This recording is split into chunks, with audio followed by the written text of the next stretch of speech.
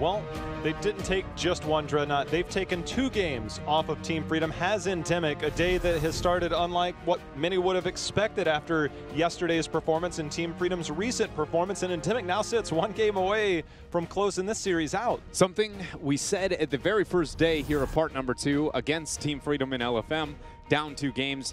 They had what it took to get the reverse sweep back, but I can't help but feel like, number one, ENDEMIC is a roster that has shown to not only be of a little bit different caliber. I think LFM is slowly getting to that level, but we've always known ENDEMIC to be this, can take games off of anybody, you know, might have moments of struggle here, but I can't help but feel like we talked about the slow pacing of Team Freedom. We're past that at this point. I'm looking at this and I suddenly go, Team Freedom, do you have what it takes, or has ENDEMIC come in with such a game plan that they have their own tools? Because starting game number 1 on Infernal Shrines and then still having their own in game number 2, map selection by Freedom, this is just unheard of, it feels like.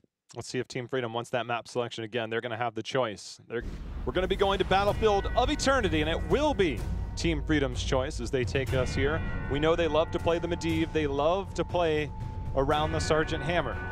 Does Hanzo get let through to potentially, if ENDEMIC can play around some of that, maybe the Maiev? And Dreadnought, it seems interesting, I think, for me to point out, because the amount of times that I've heard you praise Dansky at this point as an absolute stud, right?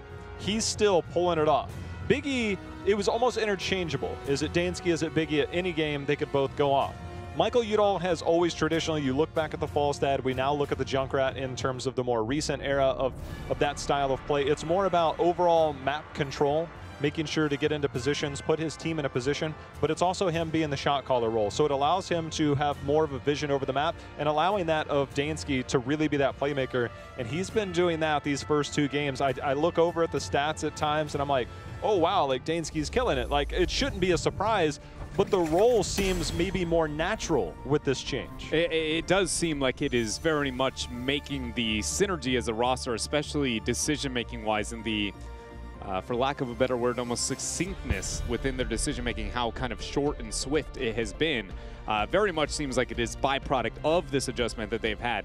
But yes, as you said, I always, you know, will be up high praise there of Dansky. He, for me, is a player that I kind of put as, you know, maybe K1 Pro 2.0. I know that's a lot of numbers, but I very much look at him as always when you look at him as a roster, number-wise, he'll be able to back it up. When you look at his play individually, you go, this guy performs. He just steps up, and it shows very much here for ENDEMIC. We'll see if it can continue, though, because it's not over yet here, Jay Out. There's still 1 more game for ENDEMIC to be able to get that surprise. Bans coming through, ridding of the Abathur, the Medivh, and another hero we didn't touch up on too much when it came to the draft, but has become far more prominent for NABOE, especially Freedom, has got to be Li Ming.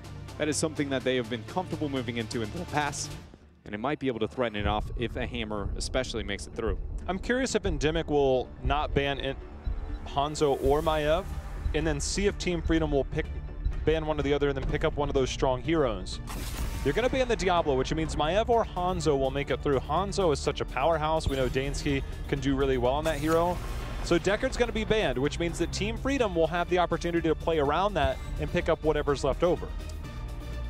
I personally am more of the Maiev, I think, under the circumstances, just because I feel like Maiev, with how many flanks on a battleground like this she gets in the setup for the initiation as early as level 1 and that kill potential opportunity, that is where I always love it. But, I mean, Hanzo Race is always unrivaled. Hanzo Race, keep in mind that Hammer is let through as well here. And Genji. So Team Freedom could very well go into any of those heroes. So it's going to be interesting to see how this draft unfolds, because the map bans or the draft bans are very different than what we would traditionally see on BOE. And it's also more interesting, too, because now that we get a Hanzo on one side, if I have a Hanzo, oh man, Freedom is willing to go as early as the Li Ming and the 1-2 here. Wow. The Blaze into the off lane. What I was going to say is a Genji Hanzo is actually one of the better backline kind of synergies between Hanzo having initiation on his own, Genji having initiation opportunities on his own as well. Also, one thing to note with the Deckard banned out, no priority onto the supports. That, to me, screams Collusion's comfortable with the Karazim. This is interesting. So we're going to get the White Mane. Can do well with potential dive if needed. We do get a Genji on the backside of any of this draft, especially on the side of Team Freedom. I really like White Mane as a soft answer to Blaze. It's just a small thing that you can rely on, but whenever Blaze bunkers up, if you can bank on anybody walking out, sometimes you can hit mad value out of your lashes to be able to improve your healing. Also, just having a raw cleanse in a composition like this. And Whitemane probably has one of the better mana-less kind of resource demand out of her early game healing. As long as she can wait out the 6 seconds, I believe is the cooldown onto her Q. We saw Team Freedom yesterday go into the Uther on this map. It was to deal with the Genji Malthael style of play. Yeah. ENDEMIC, they're going to take Hammer out of the equation. We'll see if Team Freedom might opt to go with a Genji themselves.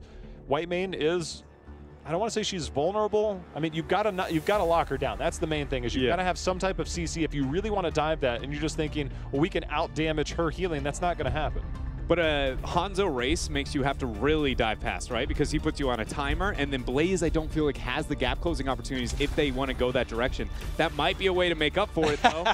Just Judgment on top of it as well. Go even farther in to make that happen. That being said, this doesn't have to be a Judgment all-in dive approach. Other than the fact that we get ourselves a Tyrael, it's a little bit surprising.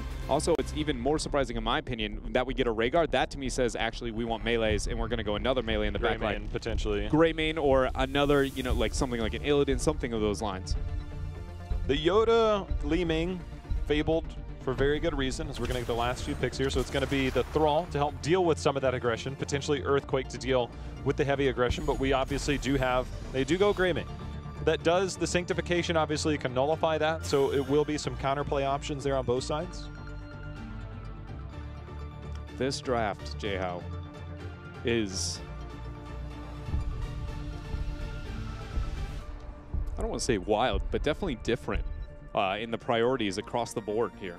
I like a lot of it, actually. I super expected the Kharazim, though. Yeah, I did too. The minute that they were willing to kind of move past that and not getting the ban, I didn't think that they would go with the Rhaegar. And it makes sense once you see the Tyrael and the Greymane that it's like, okay, now we have Blaze, Tyrael, Greymane. That's all good ancestral targets. There is that, you know, world where you could argue maybe even Bloodlust is a go-to direction for that and kind of get that split pressure, but I don't know. It's curious. I'm not going to lie. Bloodlust might even be used if the situation arises just for the race. Yeah, it's one of the better tools for that. Hanzo's insane. I mean, you get a Bloodlust Greymane on there. I mean, that's pretty good damage.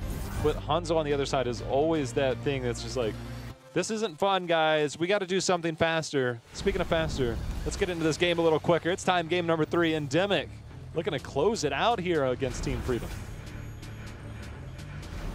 Got to play a few games with Big E on the Whitemane last night in Near League, and he was carrying it up, so I'm excited to see his performance here. So far, we've gotten him on the Deckard twice. Pretty big plays for the most part. A couple of Lornados a little bit off. Some playmaking, huge playmaking Lornados at the other side.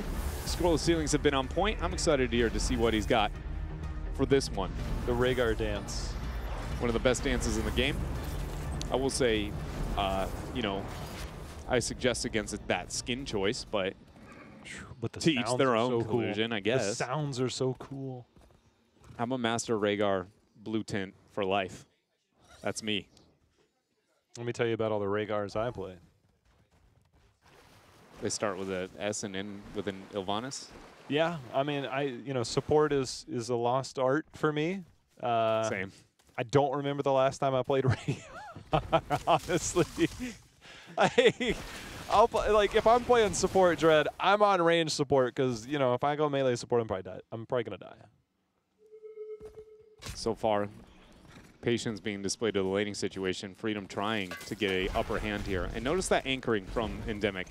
This is the 3rd game in a row Freedom has tried to approach with a proactive laning, and they've just been kind of handled effectively. ENDEMIC is looking at this beforehand, mitigating some of the losses beforehand. And look at this. They make the transition down. 2 members immediately show up. Mike Udall and Dansky. Where's B-Kid? Anchoring from above, and big impact there with the support. This is beautiful play from them. They aren't gaining that much at this point in time, but this is one of the differences, I feel like, from a lot of the teams that have played against Freedom so far. One of the things that I guess stands out to me that we've seen today, even in EU, I've seen much more third wind at level 1 from Erden. We've seen so much stacking, so much playmaking potential for these late game Erdens going into a perfect storm and, you know, getting those stacks at level 1. But this 3-man rotation, it's literally going from top to bottom. Collusion is body blocked by just about everybody, it felt like, for first blood there. And this is very reminiscent of Infernal Shrines, where they had this aggressive rotation, Dread, but ENDEMIC seems to be responding in kind every step of the wave. Yeah, it does feel like, to me, this is one of the really cool kind of moments where not only is Freedom coming in with a game plan, you know, fluid laning, trying to be proactive within it, ENDEMIC constantly just dismantling it, but it feels like every time that Freedom realizes that ENDEMIC is looking out for that play, that suddenly Freedom goes, well, we still have to run with that play. Hold on, Lutano, very aggressive there on the Mikey Doll, going to be met with a Stormbolt Cure coming in with the Brush Stock, damage out with that Dark Swarm. Drag ends up landing as well.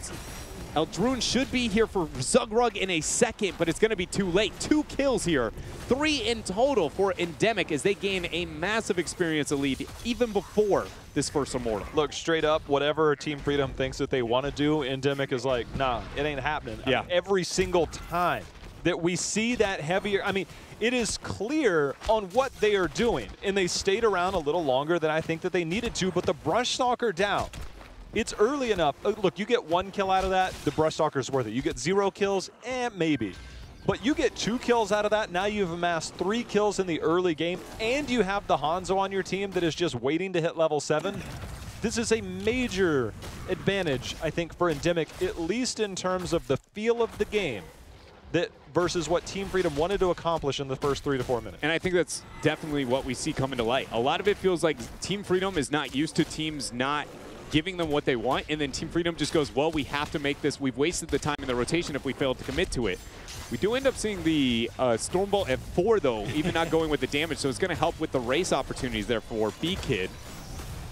Trying to pull somebody into the stun there is Cure. Nice totem going down. Yeah, Cure's going to hop into that. See if he has his... Oh, this is going to hurt. That was a huge play there from Biggie. That was max value on the double lashes there on the 3 targets. And that's why that was an immediate turnaround. A very good job there. And part of the reason I was talking about the melees. Hold on, the stun, dodge there at the burrow. But the Thrall now is going to be the focus of Jet Propulsion. Locks down 2. Mike Udall kites away there with the lightning. Gets the self-heal. But now Cure is the focus and the first to drop here as Freedom find their first pick. I cannot ever wrap my head around white main healing. It's going to take some time, Dread. It is. Every time I think somebody's going to die. All right. Look at it like this. If she's got a W channeled, run away because she is doing more damage and healing more than you at all points in time. Other than that, it's can she get value out of the E? And against melees like this, she's going to get a lot of value. It reminds, oh, Nazmus lucky to go. It reminds me of another hero that if they have a W channeled, the best to run away from. Gul'dan? The Butcher. Okay.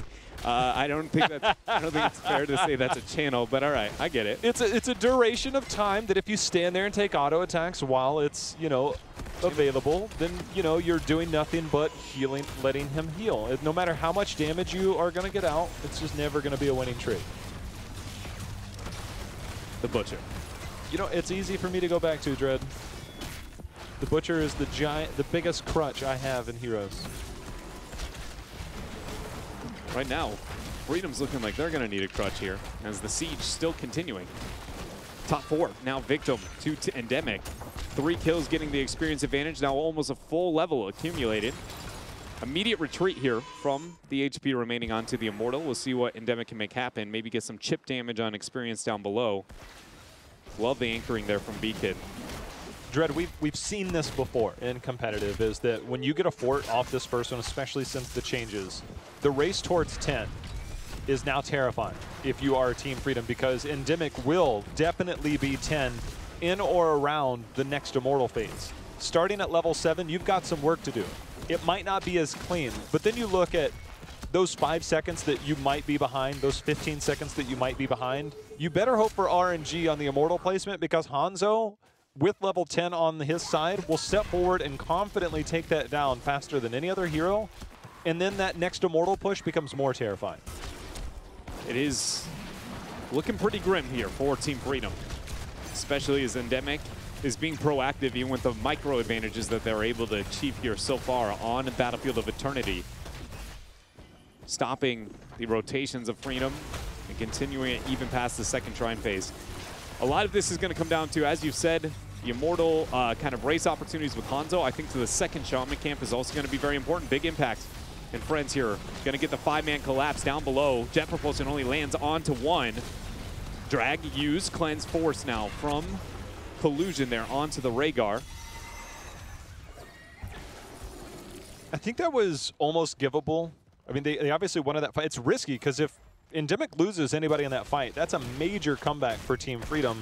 They're missing out on that top lane soak potentially because all 5 members of Team Freedom showed. They'll still be able to get 10 soon. As you can see, it is going to be top-bottom when we look at the defensive and offensive positions for these teams.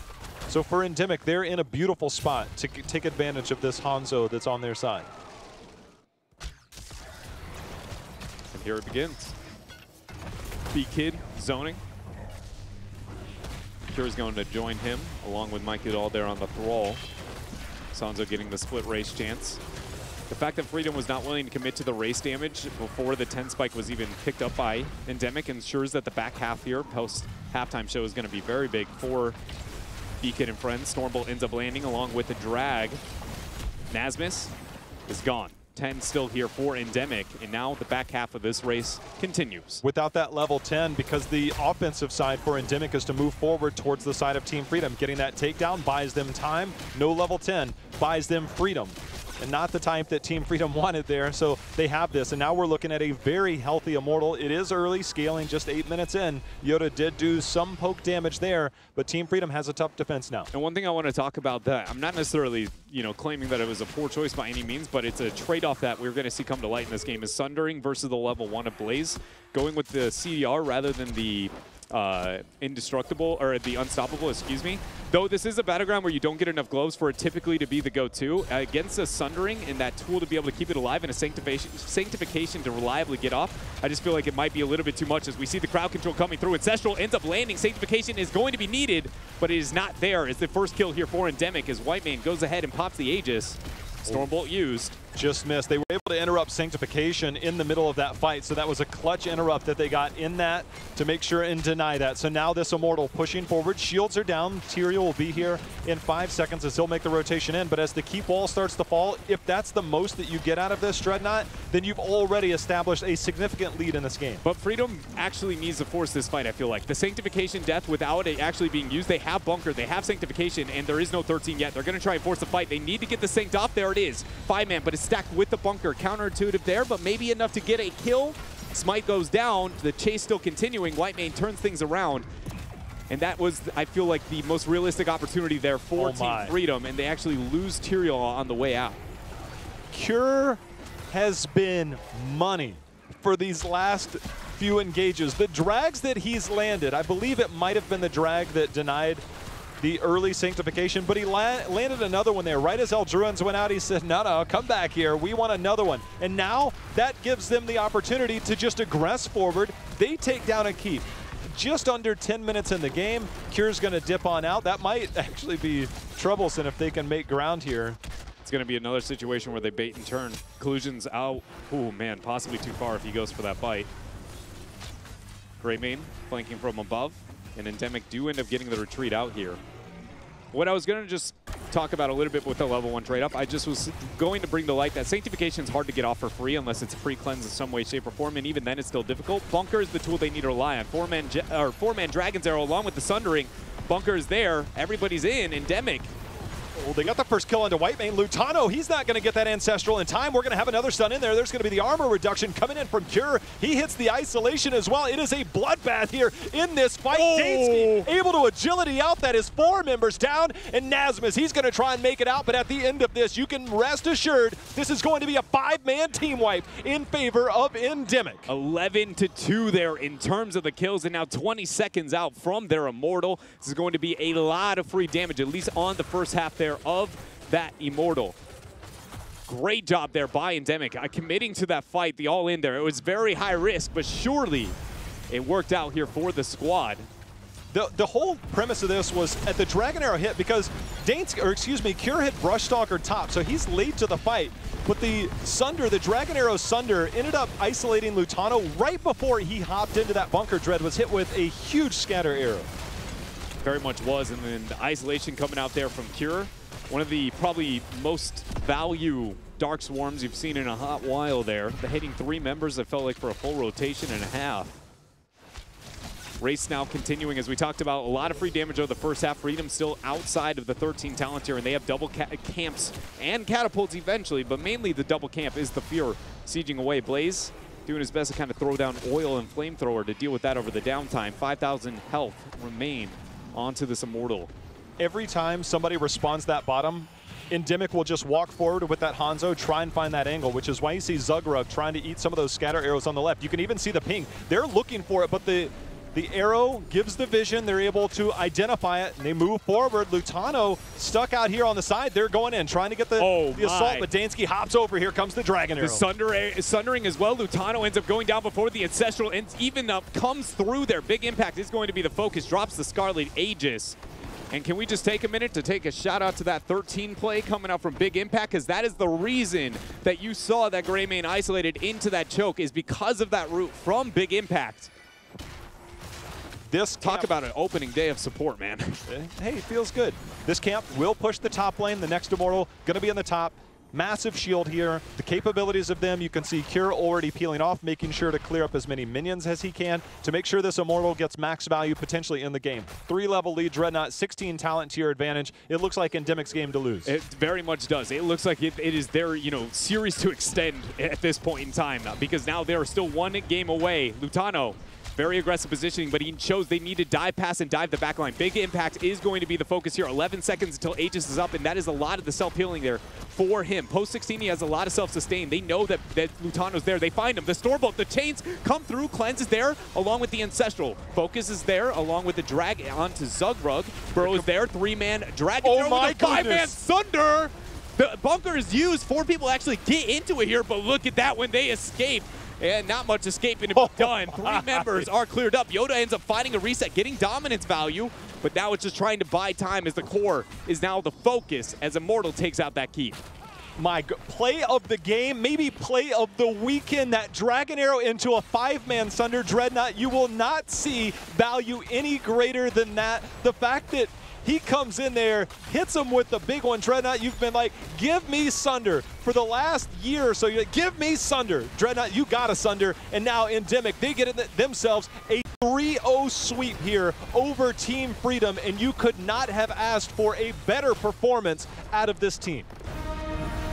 Even more so when considering the fact that this team is adjusting, trying to find themselves again with Big Impact. Mike Udall, at this point, you don't know who's going to be on what, it feels like, in the next week. But they are trying to find it within themselves and then take out the team that at this point, it is not clear who is the top of North America, but surely one of our top 3, and look dominant here, even against them. And it's not even just purely through the team fight or anything the like. They dismantled the approach to the early game every single time in games 1, 2, and 3 that Team Freedom had, and it just felt like Freedom didn't know what to do once ENDEMIC had the answers. It was wild because we've seen that type of control. I mean, look, I don't want to take anything away from it. We've seen this from Team Freedom earlier this year. They played so much macro almost to a fault. Started to become a more team fighting team.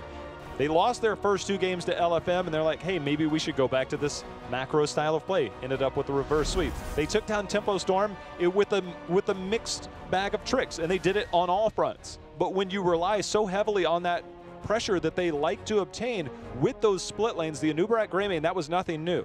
We saw that ENDEMIC came in with a plan. They came in prepared. They had a draft executed for that. I thought, all right, maybe that's just game 1, but give me more. And ENDEMIC stepped up, and they gave everything that you could have asked for to take down Team Freedom, because I mean, it might not work against other teams. We still have yet to see, ENDEMIC reach their final form. But to take down a team like Team Freedom in the fashion that they did shows that they came in with an excellent game plan, excellent strategy all the way around on every single battleground. Yeah, very much kind of is displayed all within the laning for me. I think I said it in the moment that we saw it within the game, was the minute that we see the 3-man kind of patient on battlefield commit to top, and then B-Kids anchoring like, oh, we've got this, right? And then you see them, oh, we'll give that up. We'll just go ahead and rotate down to bottom. And the second that happens, 2 people show up at the gate, 2 people flanking from above, anchoring, and you just go, yeah, this is over. They at least the laning phase up until first Immortal, right? Then they end up getting a couple of those kills that ended up working in their favor. But that rotation and that level of play, we got all over the place in this series from ENDEMIC, and if they keep this up, then suddenly I feel like the sky's the limit for them. I can't wait till we get to talk to them, because a lot of it is a matter of Michael Udall. That's the story for the weekend, moving back to the ranged assassin role so that he could do better at shot calling. He told me straight up, he's like, you can tell this on broadcast. I said it earlier. I'll say it again here. He said that, look, we were in a slump. Big E came to him and said, look, I think your shot calling is better from the assassin position. Big E stepped up, and he manned up in a big way because he showed up, especially in that last game. He took over the support role, and the shot calling, the decision-making did seem better. Cure's play in that last game, insane. I mean, that was just stellar play from everybody, but Cure making the proper brush stalks. That one to the top before that last fight bottom was a little like, uh-oh, did we bite off more than we can chew? Battlefield of Eternity, easy rotations, but they stepped up in several fashions here. But the shot calling between the Junkrat, things of that he's able to play, move off to the other side, it's just a very different feel here for ENDEMIC. It has been a very different feel, and suddenly it makes it difficult when gauging not only them, but also some of the rest of North America and the level of results. I suddenly go like, I don't know if we get this level of play from ENDEMIC.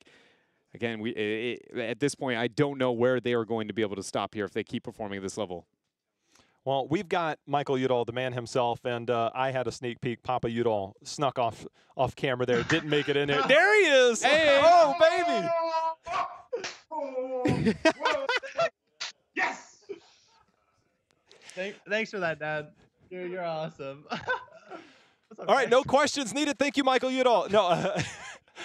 Mike, man, all right, we knew. I talked to you. You messaged me this morning. We saw how things unfolded. Big E coming over, you moving back to that role, and you guys look like a different team today, man. Who is this team? I mean, we're awesome. I don't know. I seriously, Big E, he's the one that came up with the idea. He's the one that messaged me. He was like, hey, what do you think? And then more than anything, he's been killing it on that support role. I don't know if you guys saw his Deckard follow-up. He was playing so well. I mean, I don't think we all went into this being like, we're going to 3-0 Freedom, because like I think they're a really strong team, especially how they played versus Tempo. But I mean, I'm really happy that we did. I'm really happy we showed up today. I mean, because we made the role swap on Tuesday. We were kind of like, let's see how it goes. And it went well. So here we are. Well, there was that crazy play, I'm sure, that will show up at the end, that Dragon Arrow into the Sunder that was fun to watch. But let's go to your role in particular, because you are the primary shot caller for this team. It's something that, we've noted at times. We see you on the Junkrat. We see you on these different heroes that don't necessarily have to have the carry potential that maybe a Dansky role has. How much more easy is it for you to play in that role, something like the Junkrat, where you can keep an eye on the battleground, but also be potentially in that kill threat just all the way around? How much easier is it for you to achieve what you want from that role? Yeah, from a shot calling standpoint, it is, for me, a lot easier to shot call from Assassin, because instead of telling someone to go soak the top lane, I'm Junkrat, I'm just already Ripper airing over there to clear it, right? So that's something where I've really, really enjoyed that role, especially like game 1 and 2. I was like, I just get to clear waves. I don't know, I love hitting minions for some reason. But, versus support, I almost always have to be in the team, and I think a lot of times I'd find myself clearing waves as like a Deckard, which is not what you want to be doing. Like you saw Biggie, he was almost following up on every single CC. I wasn't doing that on Deckard, right? So I think it just like fits our playstyle better, where Biggie's much better at following up off the tank, and I'm much more about like the macro following up off waves. So I really love shot calling from Assassin. Maybe Illidan one day, hopefully. Well, we'll see. I remember me and you did an Illidan video about 2.5 years ago. We'll see if that comes back. But for now, I'm going to send you over to Dreadnought. Mike, a lot of my questions are going to come down to the shot calling adjustments from you guys, but specifically the early game. Freedom is a team that seems to be gaining a lot of their advantages through not only the gray main, but just chipping away at front walls and through heavy weighted rotations, and then snowballing the fact that you just didn't expect that within that point in time. You guys stopped that almost at every point that they attempted to. It's starting in game number 1 with the gray main Infernal Shrines all the way through Battlefield of Eternity. What is the kind of practices that you guys have put in to get that level of improvement, and how is that either coming from you or is somebody else leading when it comes to the early game rotations? I mean, so when it comes to early game rotations, a lot of that is Cure, Dansky, and I just talking about what lanes we think will be best to stop their objective, right? So BOE, Dansky had a really, really smart shot call of, okay, they love just pushing the top 4 with the first Knights around like 145, right? He said, we're just going to have 4-man up there. We're going to have Dahaka bottom. So we were already there to like stop their push. So I think a lot of that just comes from knowing what kind of a team they are, right? They love split pushing. They love getting value with that gray main, and then just being really, really on top of it. Right, so I feel like our team consistently has been really good at getting early game leads, right? And then we just throw it in the mid to late game. So that's something that I'm really proud of us. This series, we were really good at closing out that middle and late game. And whether that's the role spot or whether that's just us playing really, really well, it's very exciting, like moving into the future. It is the level of kind of decision making on a micro level. I feel like that you guys displayed in that last series again through those clever rotations was I felt like on another level. So that was honestly my only question, and congratulations for the victory here today. Thank you so much. I'm so happy about it. Mike, clearly you guys practice the dab in the off screen, you and Papa Udall. Who needs a mirror when you have a Papa Udall on the side? Look, you guys have pretty much established yourself, I think, after this victory as moving into playoffs. I think that's kind of the goal, and seeing how high you can climb. You guys disrupt potentially all of the rankings at this part from 2 through 7 after this victory over Team Freedom. But we have a big opponent for you guys tomorrow in Octalysis, because nobody has a clue what they're going to be running. I mean, how do you prepare for this? Diva. How do you prepare for this? I mean, what are your thoughts when you see this start to unfold? I mean, I think it's more of focusing on what we want, right? They are going to do what they're going to do, and we should just focus on what we're going to do, right? Because we don't know, right? They played Zul, they played Diva, they showed they play Mayed, they play all kinds of these heroes. Instead of trying to kind of ban all of them out, right? It'll be more of, okay, this is what we think is really important on this map. This is what we need. These are the tools that we will have to win. And whatever cheese comes, right, we're going to either adjust to that or kind of figure out how to play it. But I think more focusing internally versus like, oh my gosh, I can do all these different things is a better way to approach that matchup for us. And then long term, obviously, you guys have had peaks and valleys as this roster has come together. We know the talent's there, but looking forward, when you look at the schedule and stuff like that, what is it you're trying to achieve? Now that you've got playoffs locked in, you're going through the role swap, was this a good first step towards whatever it is you're trying to achieve, and what might that be? Yeah, I mean, so ultimately the goal is to qualify for BlizzCon, right? So playoffs is really what we're focused on and what we're looking for. And we were really slumping about 2 weeks back and really just struggling of not playing well as a team. We didn't have cohesion. Our synergy was kind of out. And like I said, Biggie kind of is one that came up with the idea that kind of revigorated the whole team, right? Got the whole squad like having fun again and getting really, really back into the game. So, I mean, definitely September 21st, like looking how we want to do, playing up against Tempo Storm, and then leading into playoffs. Because, I mean, we're out of the race for first place. So at that point, if we're the best team when it comes to playoffs, I mean, it doesn't matter if you have to play 3 matches or 1 match. We just want to focus on being the best team that we can be at playoffs. Well, that's awesome to hear, Mike. It was fun to watch you guys today. Hopefully you guys have the success that you had today. We'll see you again tomorrow, but for now, the floor is yours for shout-outs. Awesome. Thank you so much.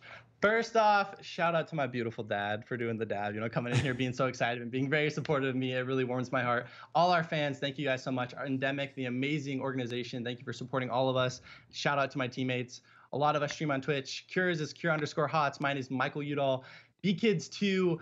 And Dansky and Biggie don't stream, sadly. So tweet at them and flame them for not streaming. But thank you guys, the casters as well. Hope you guys have a good one. All right, thanks, Mike. All right. Well, that interview went much more. I think it was more exciting than I anticipated. Like you're talking, they're preparing over there, right? And I see like Papa Udall, he's like kind of sneaking in. I'm like, are we about to get a Papa Udall cameo? I was looking at you and you're just making a bunch of faces. I'm sitting here going like, is there a major problem behind me? I was wondering if we had technical issues. Nope, it was just a dabbing Papa Udall. Mike's like sitting, he was like, go, go, go. But then like all of a sudden, lights, camera, action, Papa Udall's like, this is my moment. He owns it. You better never let it go. But we are going to go to a quick commercial break. We're going to be back with our final series here on Saturday. Don't go anywhere. Clever rotations here.